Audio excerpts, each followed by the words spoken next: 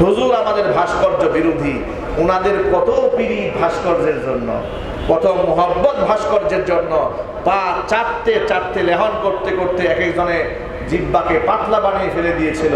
এখন তোমরা সেই মূর্তিগুলো রক্ষা করতে পারলে না কেন?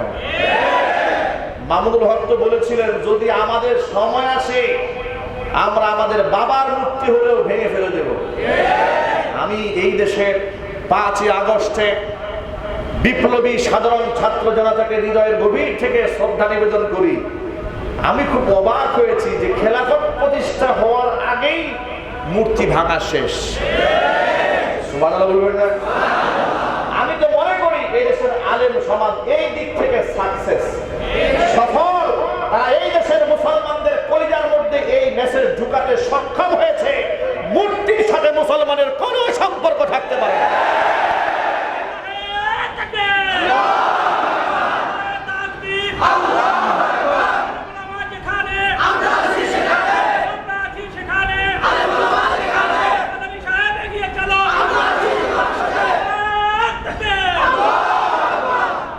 এই দেশের আলেম ওলামারা সাধারণ মানুষের অন্তরে এই মেসেজ ঢুকাতে সক্ষম হয়েছিলেন, মূর্তির সাথে মুসলমানদের কোনো সম্পর্ক নাই।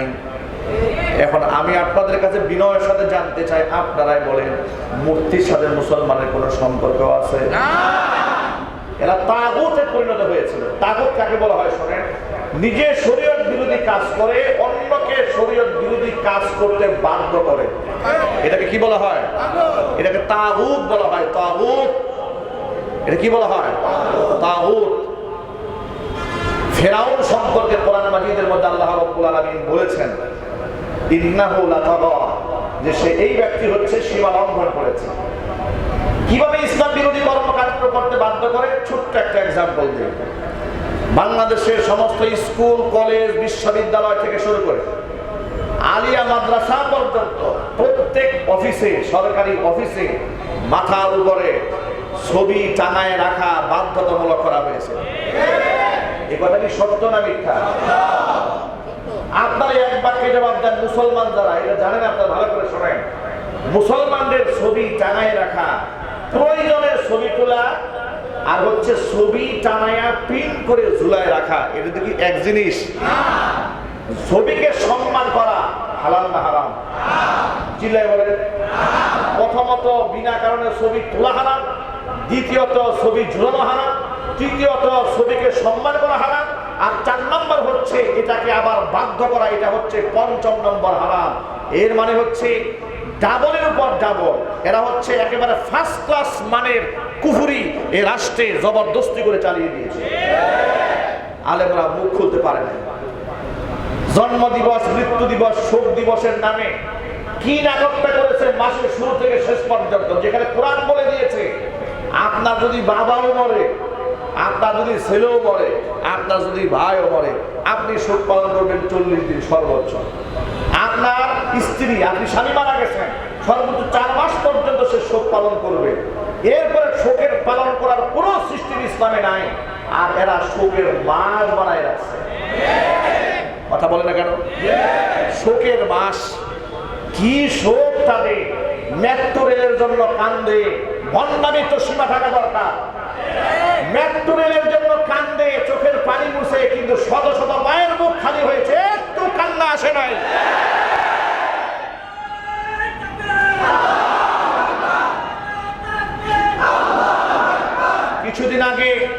কিছুদিন আগে দেখলাম যে তার জন্মদিন উপলক্ষে তার কিছু রেসপন্সারেরা ফেসবুকে দেখি পুশ করা শুরু করছে মার্জনের দিন। আমি তোমাদেরকে বার্তা দেই, যারা জন্মদিবস পালন করে ভালো করে শুনে রেখো, তোমাদের প্রতি আমাদের রাগ গুসা নাই, কিন্তু কথা বোঝার চেষ্টা করো। তোমরা শিশু, তোমরা বাচ্চা, তোমরা হাসিনারে চিনো নাই, তোমরা শেখ হাসিনাকে চিনো নাই বিদায় এখনো পর্যন্ত তার জন্য শুভেচ্ছা জ্ঞাপন করো। তোমরা শিশু, বাচ্চা, দুধের বাচ্চা।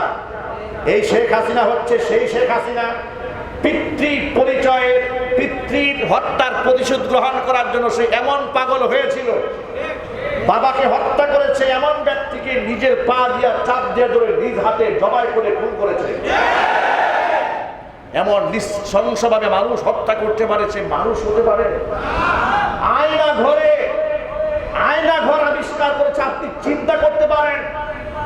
ইলিয়াস আলী সেই সিলেটের তার স্ত্রীর সাথে মোয়ালাকা করে হাসিনা নিজেও কান্দে, অথচ এই ইলিয়াস আলীকে হাসিনা ওয়ার্ডারে খুন করা হয়েছে। নাটক এবং সিনেমা অভিনয়ের জন্য সীমা থাকা উচিত। আমি তো মনে করি গোটা দুনিয়ার মধ্যে সিনেমার সবচেয়ে বড় অভিনেত্রী হিসেবে অস্কারের সবচেয়ে বড় পুরস্কার হাসিনার পাওয়া উচিত। নিজ হাতে মানুষ খুন করে আবার তার পরিবারের সাথে কুশলাদি কেমনে বিনিময় করে, আর এমন ব্যক্তির জন্য তুমি শুভেচ্ছা জ্ঞাপন করো। তুমি শুভেচ্ছা এই ব্যক্তির জ্ঞাপন যদি তুমি করো, তাহলে তুমি প্রকারান্তরে মেনেই নিয়েছো হাসিনা যত খুন করেছে তুমি তা সমর্থন করেছো। তুমি খুনির সমর্থক, কথা বলতে হবে মুসলমান, ঠিক কিনা? আমি কোনাবাড়ি কলেজ ময়দানে আমি আমার বয়ানের মধ্যে বলেছি, শেখ হাসিনা এবং তার লেসপন্সারেরা এই বাংলাদেশে ক্ষমতায় টিকে থাকার জন্য যে পরিমাণ পাপ করেছে, অন্যায় করেছে, তার যদি সঠিক বিচার পৃথিবীর সমস্ত বিচারকরা মিলেও করে, আর ন্যায্য বিচারও যদি করে, আর ন্যায্য বিচারের সবচেয়ে কঠিন বিচার মানুষের কাছে মৃত্যুদণ্ড। কিন্তু আমি বলি, আমার কথা শোনেন, সবচেয়ে কঠিন সিদ্ধান্ত মৃত্যুদণ্ড হাসিনার জন্য যদি 1012 হয়, হাসিনা যে পাপ করেছে তার প্রায়শ্চিত্ত হবে না। কারণ একজন মানুষকে খুন করলে একটা ফাঁসি হয়, যে লোকটা 1000 মানুষ খুন করেছে, মানুষকে আয়না ঘরে রেখে মানুষকে কঙ্কাল বানিয়ে ছেড়ে দিয়েছে, মানুষ বুক থেকে ঝামটা করে দিয়েছে, জীবন্ত মানুষের উপরে মানুষকে হত্যা করে তার উপর লাশের উপর মিছিল করেছে, এত বড় অন্যায় যে করেছে, পৃথিবীর কোনো শাস্তি দিয়ে তার প্রায়শ্চিত্ত দেওয়া যাবে না, তার একমাত্র শাস্তি জাহান্নাম। সুতরাং ওই অভিশপ্ত মহিলা এই দেশ থেকে পালিয়েছে, তার লেসপন্সারদেরকে বলবো, এই অভিশপ্ত নারীর নাম এই মুখে তোমরা আনবে না। তার বিচার এই বাংলার মাটিতে হবে ইনশাআল্লাহ। ওরা বলেছে যে চট করে চলে আসবে, আমরা বলি আসেন, আসেন। 18 কোটি মানুষ আপনাকে চট করে মাথায় তুলে নিয়ে ফট করে জাহান্নামে ছেড়ে দিতে প্রস্তুত।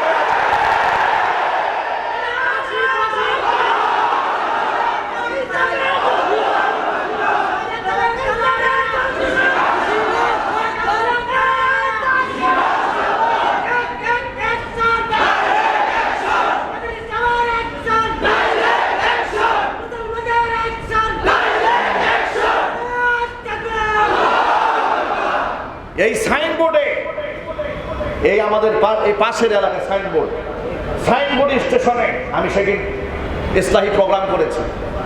এক দোকানদার বেচারা আহত এক ছাত্রকে দোকানে আশ্রয় দিয়েছে, মার খেয়েছে, মায়ে লেগেছে দেখি যে একটা মানুষ রক্তাক্ত হয়ে পড়ে আছে, তাকে টেনে দোকানে ঢুকাইছে, তাকে একটু সেভ করার জন্য, যাক একটা মানুষ প্রাণে বেঁচে যাক।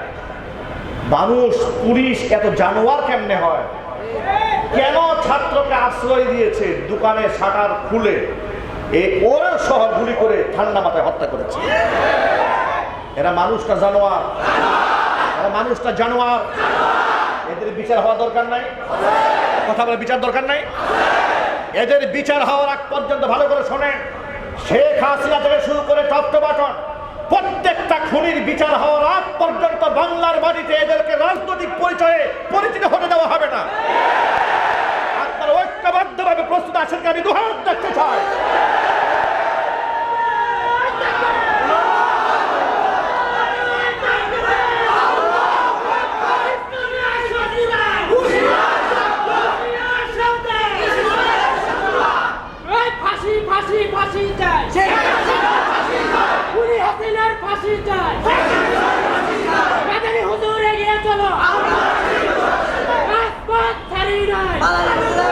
আমাদের কথা পরিষ্কার শোনেন, ব্যক্তিগত বা কারো প্রতি আমাদের ক্ষোভ নাই, কিন্তু যারা এই কোরআনের বিরুদ্ধাচরণ করেছে, আলেমদেরকে হত্যা করেছে, মিথ্যা মামলায় জেল খাটিয়েছে, ফাঁসির রায় দিয়েছে, আলেমদেরকে ব্ল্যাক লিস্ট করে 116 জন আলেমের নামে তালিকা করে মানুষের সামনে অপমানিত করেছে, আলেমদের হাতে ছোট্ট রফিকুল ইসলাম মাদানির মতো ছোট্ট একজন মানুষকে সহ্য করতে পারে নাই, রিমান্ডে নিয়ে জামা কাপড় খুলে হাতের মধ্যে সিগারেট ধরাইয়া, প্যান্ট শার্ট পরাইয়া ছবি তুলে মানুষের সামনে তাকে অপমানিত করার চেষ্টা করেছে। এগুলো আমরা ভুলে যাই না। এগুলো আমরা ভুলে যাই না। তোমাদের চেহারা দেখলে ওই নির্যাতনের কথা আমাদের মনে পড়ে। 2018 সালে আমার মতো নগণ্য মানুষকে তোমরা মাহফিল থেকে ধরে নিয়ে গেলা, বিস্ফোরক আইনে মামলা দিলা, আর মামলার মধ্যে লিখে দিল কোন গোপন বৈঠক থেকে আমাকে ধরে নিয়ে গিয়ে আমার পকেটের মধ্যে 16টা তোমরা ককটেল পেয়েছো। এই নাটক তোমরা আমার সাথেও করেছিলে, কথা বলেন না ভাই, ঠিক কিনা বলেন? এই নাটক ওরা আমাদের সাথে করে নাই, আর যদি বলতে করে নাই, এগুলার বিচার হওয়া দরকার নেই। কেন আমি বুটবাজার কেন্দ্রীয় মসজিদ থেকে আমাকে 4টা বছর দূরে রাখা হয়েছে? কেন আমি এখানে নামাজ পড়াতে পারি নাই? কোন অপরাধে, কোন নরাধম, কোন পাপিষ্ঠ, কোন ফাসিক, কোন ফুজ্জারের ষড়যন্ত্রে, কোন মুনাফিকের ষড়যন্ত্রে আমাকে মসজিদে মিম্বার থাকতে হয়েছে? ওই মুনাফিকদের অবশ্যই নেওয়ার আওতায় আনতে হবে।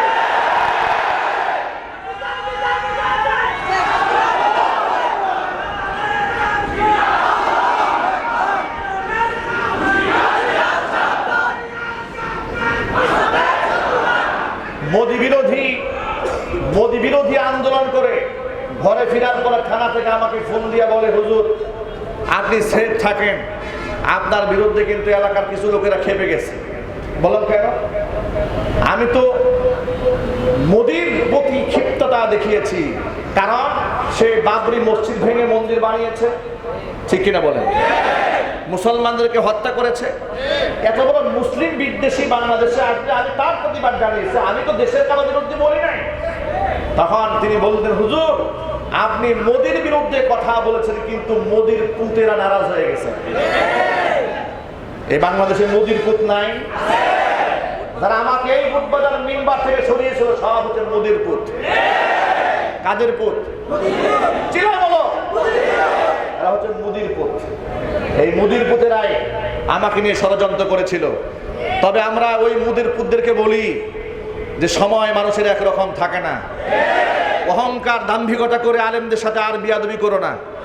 বর্তমান যারা ক্ষমতা আছে, ভবিষ্যতের ক্ষমতা আসবে, তাদের প্রতি আমাদের বার্তা হচ্ছে আলেমদের সাথে গুটাগুটি না করে, আলেমদের সাথে সমন্বয় করে, ধর্ম উপদেষ্টা যেমন আলেম বানিয়েছ, কওমি মাদ্রাসার লক্ষ লক্ষ আলেমদেরকে তোমরাই তো বলেছো তোমরা সেখানে মাস্টার্সের মূল্যায়ন করেছো, তাহলে প্রাইমারি লেভেল থেকে শুরু করে ইউনিভার্সিটি লেভেল পর্যন্ত এই সার্টিফিকেটের আন্ডারে একজন কওমি যোগ্য কোরআন সুন্নাহর বিশুদ্ধ তিলাওয়াতকারী ব্যক্তিদেরকে সরকারি সমস্ত শিক্ষক, শিক্ষার্থী, এমনকি বড় বড় সংস্থার মধ্যে সরকারিভাবে ঢুকিয়ে দিতে হবে।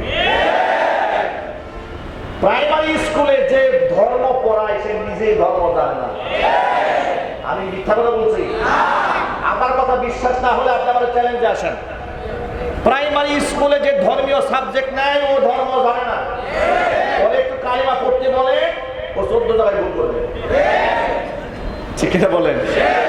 12 বছর আমার ছেলে মেয়েরা ইউনিভার্সিটির পরে সূরা ফাতিহা বিশুদ্ধ জানে না, সালাম দিতে জানে না। এর চেয়ে বড় দুঃখ আর কি হতে পারে? সুতরাং আমরা চাই রাষ্ট্রের সমস্ত কারিকুলাম এখন থেকে আলেম ওলামাদের সাথে পরামর্শের ভিত্তিতে হতে হবে। কিছুদিন আগে শিক্ষা কারিকুলাম চেঞ্জ করার জন্য কমিটি গঠন করা হয়েছিল। সেই কমিটির মধ্যে উল্লেখযোগ্য 2 জন শাহবাগী নাস্তিক ঢুকে গিয়েছিল। বাংলাদেশের আলেম ওলামারা বীর জনতা রাজপথে মিছিল করেছে, সংগ্রাম করেছে, প্রতিবাদের মুখে তাদেরকে প্রত্যাহার করা হয়েছে। আমাদের শেষ বার্তা, শুধু প্রত্যাহার করলে হবে না, দায়িত্বে যারা আছেন ভালো করে শোনেন। হাসিনা অনিসলামিক শিক্ষা ব্যবস্থা তৈরি করে ইসলাম বিদায়ের পায়তারা করেছিল, জুতা পিটা খেয়ে বিদায় হয়েছে। এদেশের 90 থেকে 95 ভাগ বর্তমান এই দেশের মুসলমানদের হৃদয়ের আবদার হচ্ছে এই রাষ্ট্র, এই দেশ চলবে আলেম ওলামার পরামর্শের ভিত্তিতে। আপনারা কি এতে প্রস্তুত? মানে কোরআন এবং সুন্নাহ ভিত্তিক রাষ্ট্র পরিচালিত হোক, এটা আপনারা চান? ছোট্ট একটা দাওয়াত দিয়ে দেই, আগামীতে কারা ক্ষমতা আসবে, নির্বাচনে কারা আসবে সেটা আমি জানি না, তবে আমি মুসলমান হিসেবে, একজন আলেম হিসেবে আপনাদের দাওয়াত থাকলো, আপনারা অবশ্যই আল্লাহর কোরআন যে মানে, আল্লাহর কোরআন যে চায়, যে ব্যক্তি নামাজ পড়ে, রোজা রাখে, হজ করে, যাকাত দেয়, রাষ্ট্রে ইসলাম চায়, এমন একজন ব্যক্তিকে নির্বাচন করবেন। যে দল থেকে আসুক না কেন, আমি আবার বলি, যে দল থেকে আসুক না কেন, কোনো বেনামাজি, কোনো মিথ্যাবাদী, কোনো চরিত্রহীন, কোনো লম্পট, কোনো ধোঁকাবাজ, কোনো বাটপার, কোনো মুনাফিক, ফ্যাক্টরি দখলকারী, চাঁদাবাজ, মাদক চোরাচালানকারী এমন ব্যক্তিদেরকে এদেশের মুসলমানেরা আর এমপি মন্ত্রী হিসেবে দেখতে চায় না। এদেশের মুসলমানরা আমানতদার, এদেশের মুসলমানেরা কোরআন সুন্নাহর ভিত্তির রাষ্ট্র দেখতে চায়, খেলাফত প্রতিষ্ঠা করতে চায়। খেলাফত প্রতিষ্ঠার জন্য যদি রাজপথে আবার রক্ত দিতে হয়, মুসলমানরা প্রস্তুত আছে জবাব করতে চায়।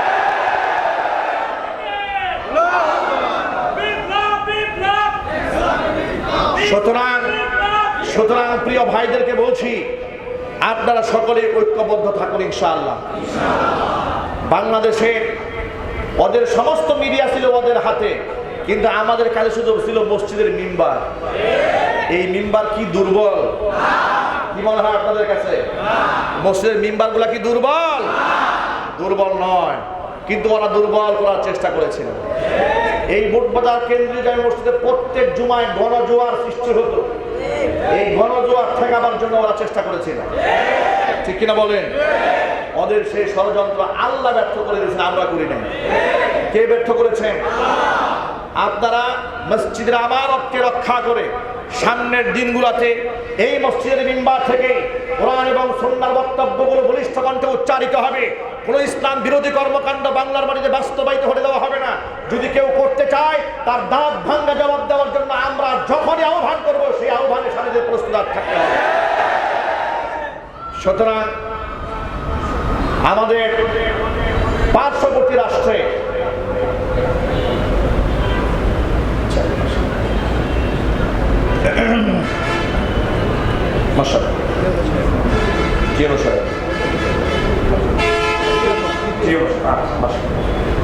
আলহামদুলিল্লাহ, হাজী মহর খান ওয়াকফ এস্টেট কেন্দ্রীয় জামে মসজিদ, এই মসজিদের মোতাওয়াল্লি হাজী গিয়াসউদ্দিন খানের ইন্তেকালের পরে, আল্লাহর এই বান্দা দুনিয়া থেকে চলে যাওয়ার পরে, বর্তমান যিনি দায়িত্ব পালন করছেন মোতাওয়াল্লি হিসেবে মসজিদের, তিনি হচ্ছেন আমাদের সম্মানিত টিওনো সাহেব। এই সরকারি প্রতিষ্ঠান, তিনি এই সম্মানটা ধরে রেখেছেন এবং এই শৃঙ্খলা টিকিয়ে রাখার জন্য তিনি অক্লান্ত পরিশ্রম করেছেন বুদ্ধিভিত্তিক প্রচেষ্টার মাধ্যমে। আমরা আল্লাহর কাছে তার কল্যাণ কামনা করি এবং তিনি যেন তার আপন দায়িত্ব সঠিকভাবে আঞ্জাম দিতে পারেন। এই মসজিদের উন্নয়ন কল্পে তার সার্বিক ভূমিকা থাকবে, যেহেতু তিনি এখন মোতাওয়াল্লি মানে সকলের গার্জিয়ান, তিনি গার্জিয়ান সুলভভাবে এই মসজিদের দায়িত্ব পালন করবেন বলে আমরা তার কাছে আশাবাদ ব্যক্ত করি এবং তার জন্য আল্লাহর কাছে আমরা দোয়া করি। তিনি আলহামদুলিল্লাহ আজকে আমাদের মসজিদে মেহমান হয়ে এসেছেন। আল্লাহ রাব্বুল আলামিন দুনিয়া এবং আখিরাতে তাকে সম্মানিত করুন। আল্লাহ পাক তাকে আল্লাহর ঘরের মোতাওয়াল্লি বানিয়েছেন। পদমর্যাদার দিক থেকে আল্লাহ পাক যেন তাকে কোরআনের নূরে নূরান্বিত হওয়ার তৌফিক দান করেন। সকলে জুড়ে বলুন আমিন। প্রিয় ভাইরা, আমাদের পার্শ্ববর্তী দেশ ভারতে প্রতিনিয়ত সেখানে ধর্মীয় উস্কানি দেওয়া হয়, ঠিক কিনা বলেন? সংখ্যালঘুরা সেখানে নির্যাতিত হয়। সেখানে সংখ্যালঘু মুসলিমরা কি পরিমাণ কষ্টে দিনাতিপাত করে।